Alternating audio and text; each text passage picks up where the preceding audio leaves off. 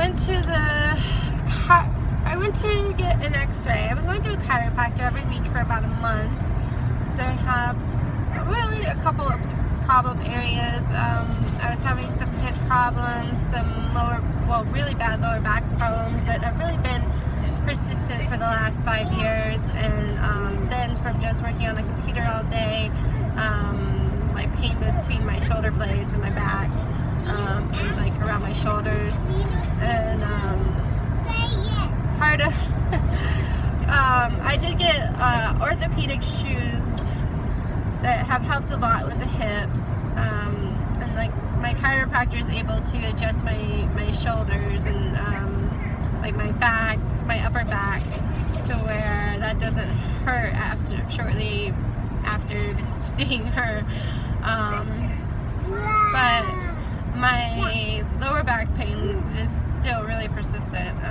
So we had some x-rays and discovered that I have mild lordosis, which is when it's like basically my butt sticks out. It just kind of describes like it's like sway back, like my hips are just kind of positioned differently.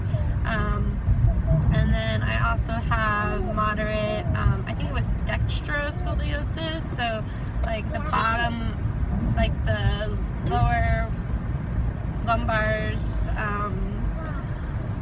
lower part of the lower vertebrae in my spine are curved towards the right side. And like we actually didn't get a full x-ray, but my chiropractor thinks that I'm probably like lacking a vertebrae.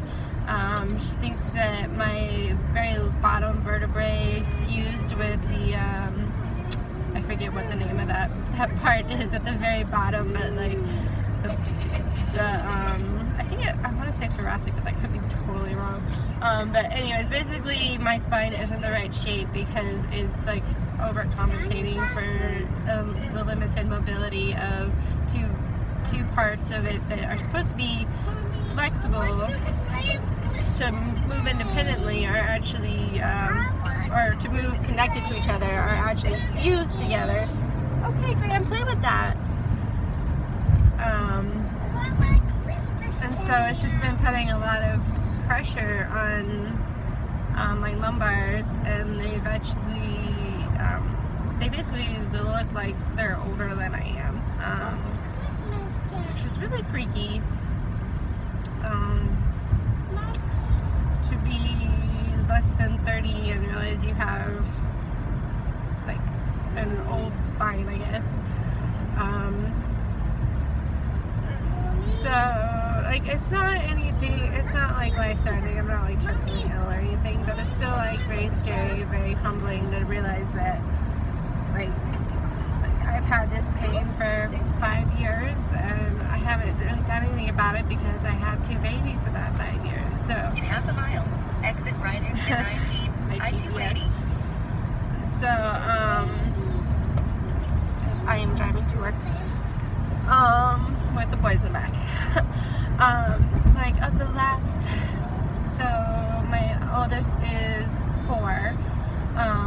Of the last 5 years, I've spent like 4 of it pregnant or nursing, and there's a lot of things you can't do right, when you're pregnant or when you're nursing. Like you really, like I should have taken some time between the babies to make sure that I was healthy, but I was actually, the reason I didn't do that was because we were working on a startup, we were living in Chile, and like I wasn't going to the doctor or the dentist at all during that time, and so yeah. Stay to the left, I-280 north, San Francisco. Stay to the left, I-280 north, San Francisco. Oh shoot, I totally just took the wrong turn. Oh well. I usually don't go this way. And that's ways communicating to me that I need to adjust my route.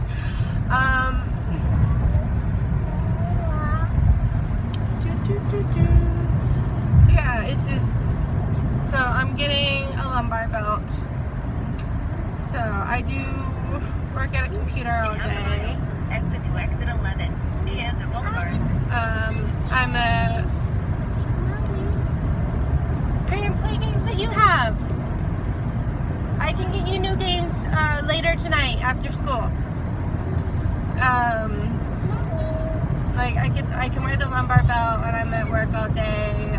When I'm getting one that I can wear when I exercise. But like it's gonna like change the way I can exercise. Like in 900 feet, turn left on North Diaz Boulevard. I can still I can still use an elliptical, but I can't use it on an incline.